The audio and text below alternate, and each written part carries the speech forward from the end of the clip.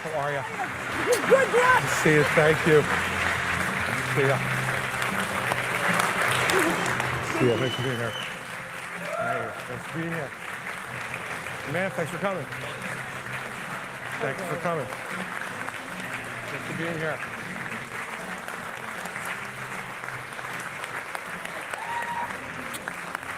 Don't break my heart. No. How are you? Thanks for being here. Thanks for being here. Thanks for being here. See you, Great Mark. to see you, sir. You look great. Thank you. Chairman, good to see you, buddy. Thank you, Governor. All right, good evening, everybody. Good evening, good evening. Thank you all for coming tonight. This is one of the cooler venues we've been to here, all right? And happy to be here in Windham. Thank you all for taking the time to come. Glad we're having better weather than we had yesterday. We were up in Rochester yesterday, and it was snowing, like real New Hampshire snow. So it was good to experience that. So thank you all for coming tonight. I appreciate you being here. I appreciate your support. You know, we start these town halls the same way. I've started them the same way ever since we were up at St. Anselm's in June to tell you why we're in this race.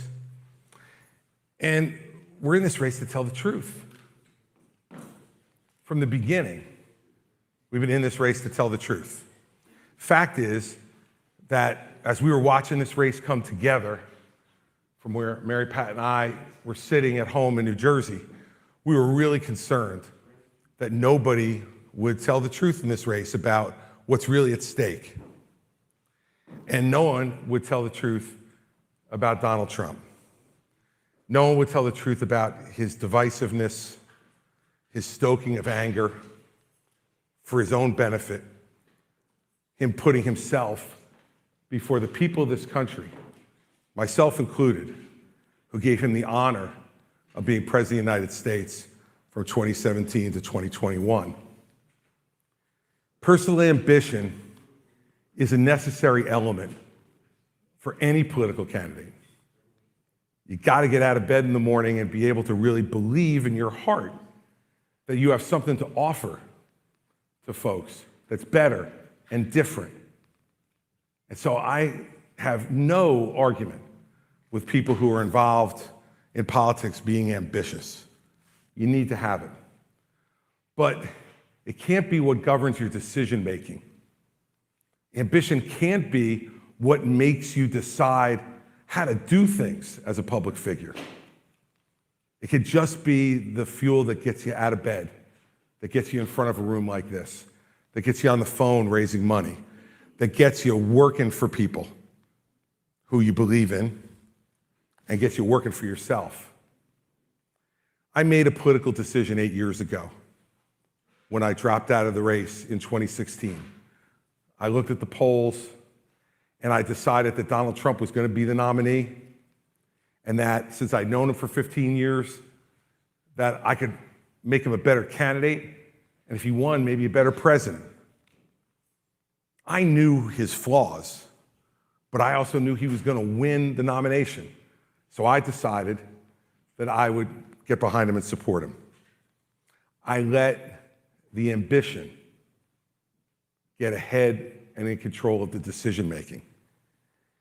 And after I figured that out, I promised myself and I promised my wife that I would never, ever do that again.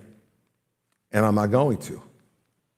So for all the people who have been in this race, who have put their own personal ambition ahead of what's right, they will ultimately have to answer the same questions that I had to answer after my decision in 2016. Those questions don't ever leave. In fact, they're really stubborn. They stay. And so I know how I'm answering those questions. I've never believed that Donald Trump was a foregone conclusion as our nominee in this race, and I knew that the case had to be made against him. Now, there are people in our party who are resigned to the fact that he was going to be the nominee, resigned with the fact that the case didn't even need to be made because it would be a waste of time. They sat on the sidelines, and all they did was voice their opposition in private, behind closed doors, quietly, so no one could hear. And that's not leadership, everybody. That's cowardice. It's cowardice and it's hypocrisy. As a party, we need to be willing to take the responsibility for the part we've played in getting here. Our country is angry, it's divided, it's accomplishing little, and it is leading our citizens to be exhausted. And you just look at what's happening just in the last few days. Good people who got into politics, I believe, for the right reasons. People like Senator John Barrasso, people like Congressman Tom Emmer, stand up and endorse Donald Trump. They know better. I know they know better. People who continue to deny the results of the 2020 election.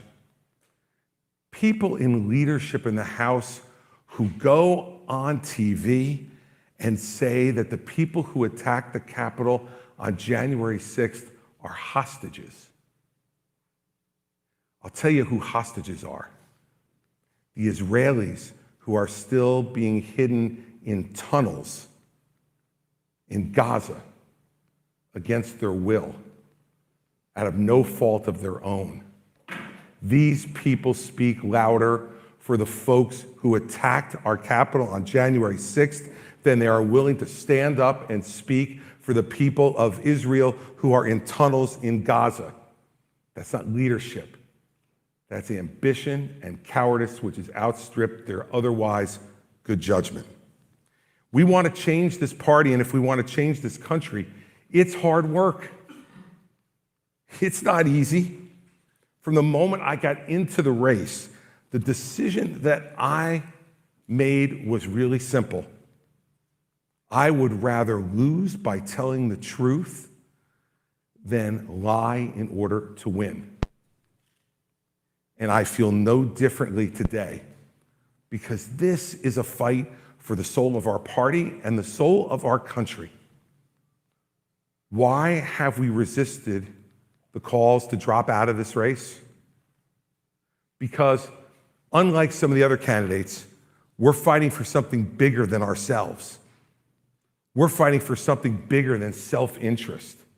We're fighting for something bigger than the next title. I've got plenty of titles. I have enough titles to last me the rest of my life. U.S. Attorney, Governor, husband, father, son, brother. I have enough titles to last me for the rest of my life. We're fighting for something bigger. It is something that conventional wisdom thinkers just can't possibly understand. And so they've been saying for weeks and weeks and weeks, because of some polls, that I should drop out of the race, that I should get out for that reason. The smallness of the campaigns, who spend more time arguing and worrying about who should get out of the race than they have spent going after the front runner. They spend all their time saying, oh, Christie should get out, Scott should get out, Pence should get out, Hutchinson should get out, Burgum should get out. They and their donors have a different target every day to try to minimize the attention to their own campaign. And how their own campaign is a campaign that doesn't play to win. It's a campaign that plays to not offend. The problems in our country, the divisions and influx at our border, the problems with our enormous debt, the failures of our education system, all of those things and much more will not be solved by people who are too afraid to talk about what the real problems are. If we ever have a hope of restoring this party to be a governing party of principles, we have to be willing to do the hard work and take some of the heat that comes with it. We have candidates in this race who have run away from forums where they were afraid they were going to be booed. I run into the forums where I know I'm going to be booed, because being booed for telling the truth is a badge of honor. I'm proud of everything we've said and done so far. And I'm proud of all the people who have supported us and are willing to do what needs to be done to restore the soul of our country. See, because in the end, all those issues that we've talked about at all the town halls, they're all really important. But they're no more important than the most important issue, and that is the character of the candidate. You don't know what's going to come across the next president's desk. You think you can predict it, but you can't. No one asked George W. Bush or Al Gore what they would do if 4 airliners were hijacked and flown into symbols of American power and killing thousands of Americans. No one asked them that in New Hampshire in 2000. But I was glad we had a man of character sitting behind the desk in the Oval Office when that attack came, because I knew George Bush would do everything he needed to do to protect this country and its people and put them first, not himself first. Imagine just for a moment if 9/11 had happened with Donald Trump behind the desk. The first thing he would have done was run to the bunker to protect himself. He would have put himself first before this country. And anyone who is unwilling to say that he is unfit to be president of the United States is unfit themselves to be president of the United States. Campaigns are run to win. That's why we do them. I see the chairman here in New Hampshire. He knows we run campaigns to win. My goal has never been to be just a voice against the hate and the division and the selfishness of what our party has become under Donald Trump. It's also been to win the nomination and defeat Joe Biden and restore our party and our country to a new place of hope and optimism in this country. I've always said that if there came a point in time in this race where I couldn't see a path to accomplishing that goal, that I would get out. And it's clear to me tonight that there isn't a path for me to win the nomination, which is why I'm suspending my campaign tonight for President of the United States. I know, and I can see it from some of the faces here, that I'm disappointing some people by doing this. People who believe in our message and believe in what we've been doing. I also know, though, it's the right thing for me to do. Because I want to promise you this. I am going to make sure that in no way do I enable Donald Trump to ever be president of the United States again. And that's more important than my own personal ambition.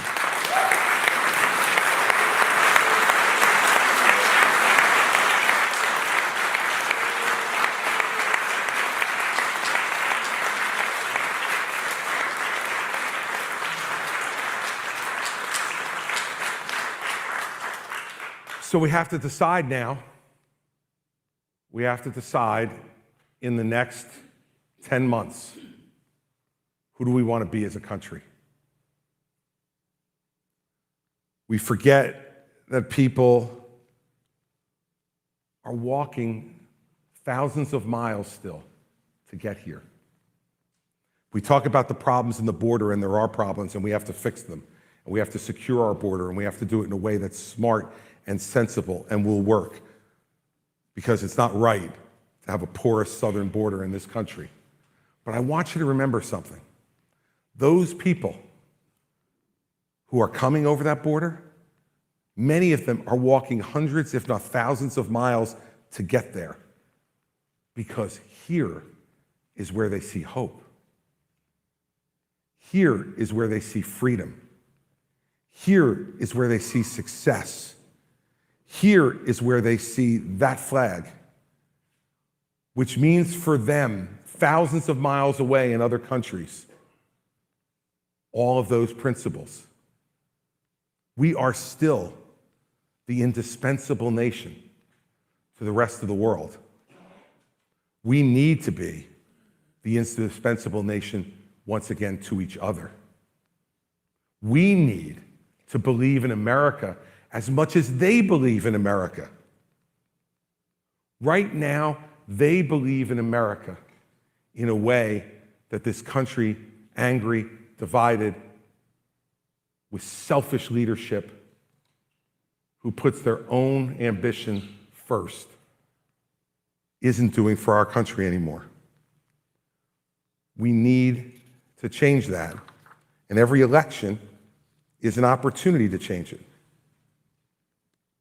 We have people in this race, all they will do is tell you how bad everything is, how angry we should be. And there's certainly sufficient reason for anger at the failures of the leaders we've selected. But they're doing it not for that reason. It's not a moment of honesty and transparency, believe me. It's not. It's because they believe when we get angry, what we'll do is naturally relate to the angriest voice in the room. Donald Trump wants you to be angry every day because he's angry. He wants you to be angry so that you'll relate to his anger and then to vote for him. Please understand this. I have known him well for 22 years, more than anybody else in this race has known him. And I can promise you this, if you put him back behind the desk in the Oval Office and a choice comes and a decision is needed to be made as to whether he puts himself first or he puts you first, how much more evidence do you need that he will pick himself? And if that is what we have there, then people are going to remain angry, remain divided, and become even more exhausted than they are today. The country that I think we should choose is the country that recognizes that our differences have always been our strength, not a weakness, not something to divide us and anger us, but our differences have been our strength. We've come from different countries at different times to different places with different skills, with different religions. And yet, only here can those people become an American. You can't go to Germany and become a German. You can't come to Great Britain and become British. But you can come here and become an American, a real part of this country. The moment we become a place where people no longer want to come in search of a better, freer, stronger nation, that will be the real problem that will be harder to solve. We back our allies around the world, and they shouldn't have to think twice about having America's support. Yet we have petty politics interfering with supporting freedom fighters in Ukraine. We have petty politics interfering with defending our friends in Israel. We have petty politics interfering with making sure Taiwan is armed to fight off the Chinese. They use the border as an excuse not to do those things. How about we have a country where we can do all those things? Because leadership aspires to something greater, not to appealing to the lowest common denominator, which is what the leadership of the last decade and a half in the White House has done, including the current president. We need a country that once again feels like everyone has a stake in what we're doing, that we can bring people together. And it's hard. It's hard to do that. I did it for 8 years in New Jersey, in a Democratic state with a Republican governor. And it's hard because we have real disagreements, but those disagreements are small compared to the things that we have in common. But it takes effort. We have to work at it. We have to believe that the other person has a rightful place in our country. We have to believe that whether we agree with them or not, they got elected too. And they have a right to have a voice and to be heard and to have a vote and to have it count.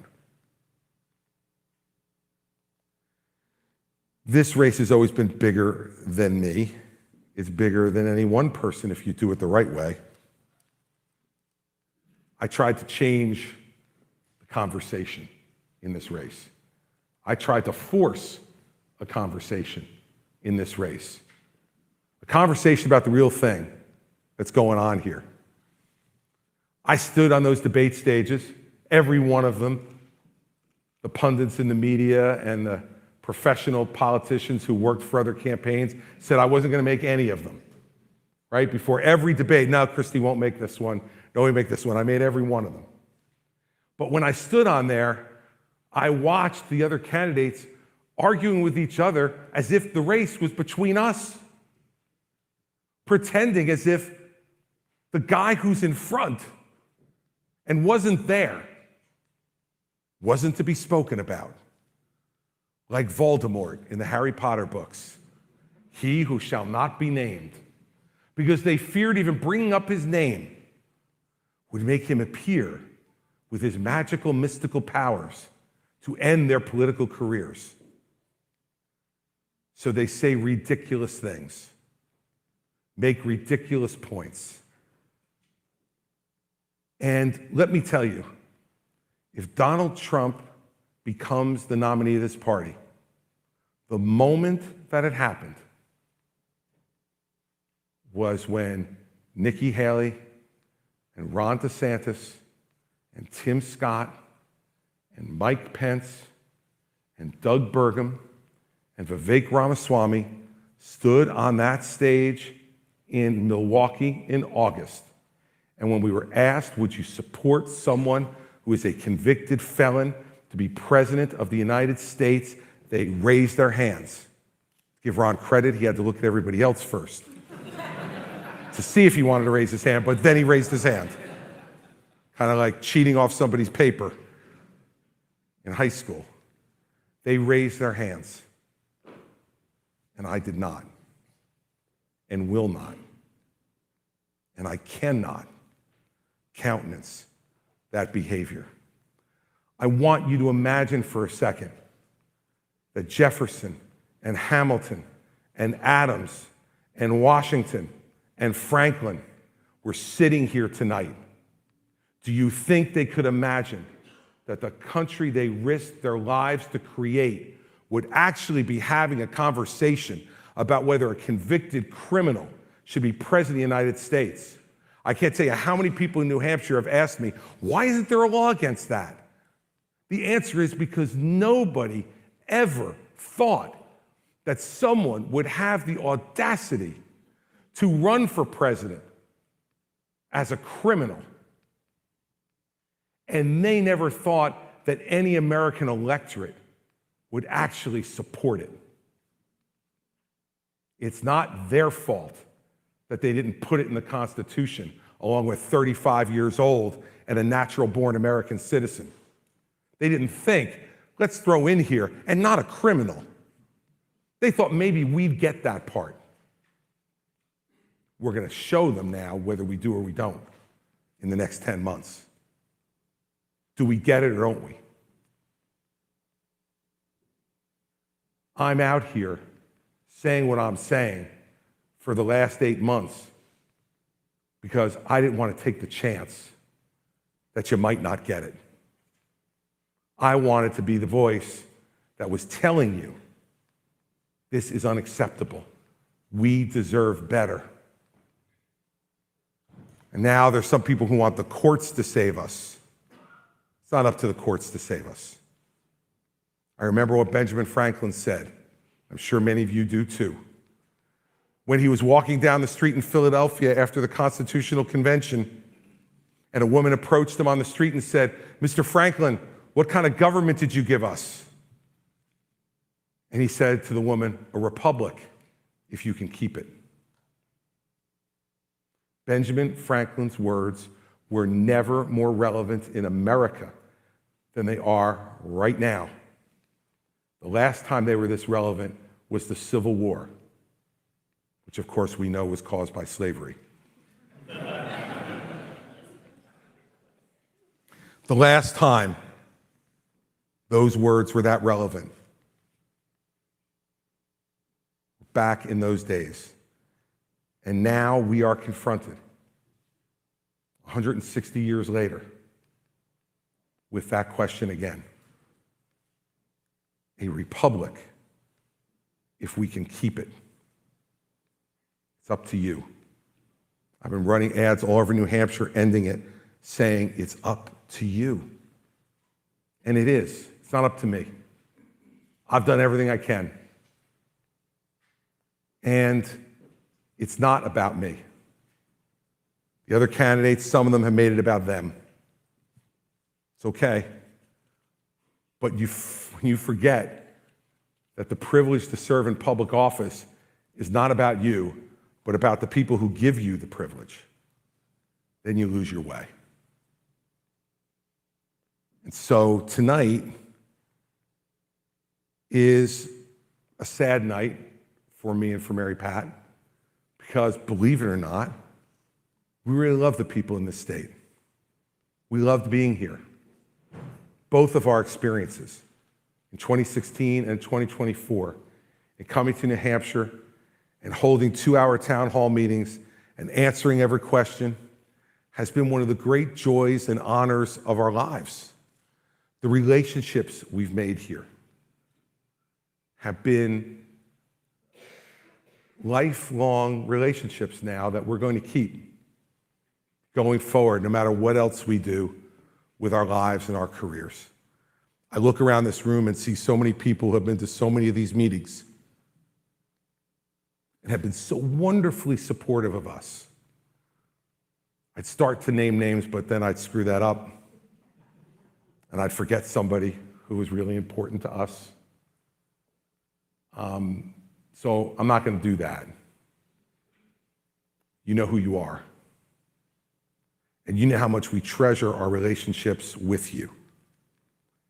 But I will mention one person, because she texted me, it's either last night or this morning, and she said to me, "Please, please don't drop out. We need you." And that was our friend Tony Pappas. And because I had decided at that moment in my heart, and so had Mary Pat, that we were going to, I didn't respond to you because I didn't want to lie to you. But I turned to Mary Pat and I handed her the phone and showed her. I said, "These are the kind of people that we're fighting for. The people who believe that what we have to offer is something important and special, and that what we're talking about matters." And it meant a lot to me to get that text from you, Tony, because I know that you've been through a lot of campaigns here in this state. And to hear from you that you wanted me to stay made me feel guilty, but also made me feel wonderful. And you know, both those feelings can exist at the same time. And I thank you for that. And what Tony, and I pointed out what Tony is represented by a lot of people in this room who we've heard from over the last few weeks. And we appreciate it very much. We appreciate your friendship, your hospitality, your warmth, your questions, your challenges, and everything that you provided to us in this state, both 8 years ago and over the last 8 months. I'll just end with this. I believe, and have always believed, that this is the greatest country that the world has ever seen.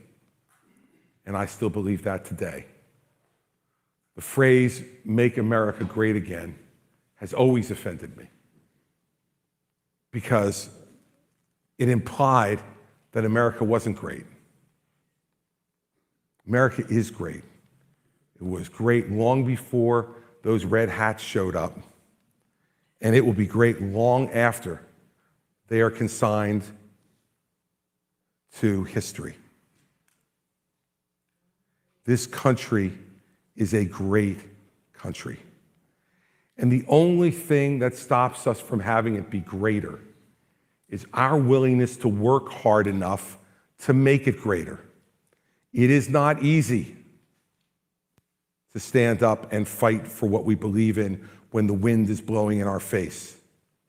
It is not easy to stand up and fight the loudest voice in the room. It isn't easy to look at someone who we know is unfit and unable to represent what the heart of this country really is, and tell them, "Thank you for your service. It's time for you to go home."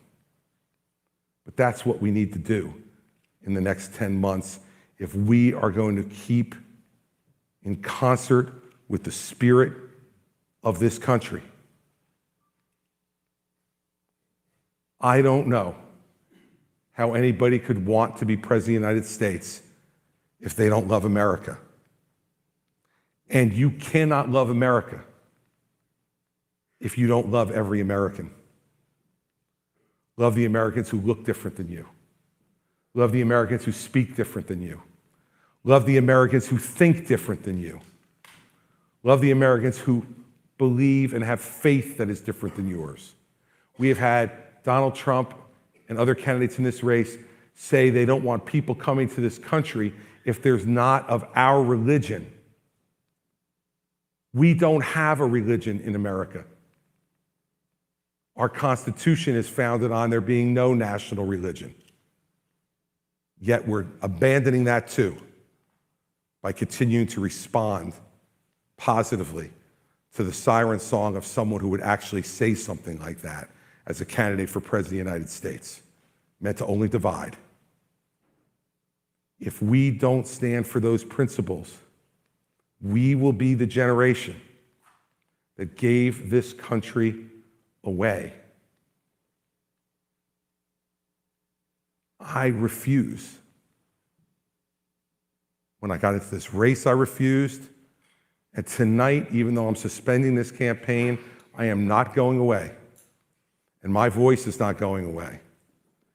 And I'm going to continue to say all the things that I've said in whatever platforms are permitted to me as we go forward, the very same things and new things that I'm sure I will have the opportunity to comment on as we go forward. Because I'm not going to be part of the generation that gives this country away.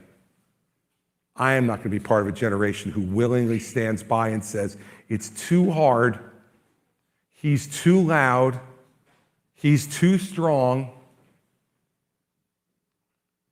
That's what defeat looks and sounds like. And the only country that can defeat America is America. And the only people that can stop it are us. So I thank you for the enormous honor to have the chance to run for president of the United States again. I thank you for your time to listen to what I've had to say and to give it thought and consideration. I thank you for the opportunity to come into your homes, into your neighborhoods, into your schools, into your churches, and to be able to make the case for the kind of America that I hope we have. And I thank you, most of all, for with your attendance at these events and your questions, for continuing to renew my faith in America and Americans. I love this country because because my heart is open to every American and every person who cares about making this a better place. And so while I'm disappointed by the results of this election, I will never be disappointed by the opportunity and experience that I've had. And I promise you that in whatever way Mary Pat and I can figure out, we are going to continue to fight for you and for this country in a way that will make you proud that we met. Because I'm proud to have met all of you through this process. So thank you for coming tonight, and thank you for all your support. I appreciate it very much.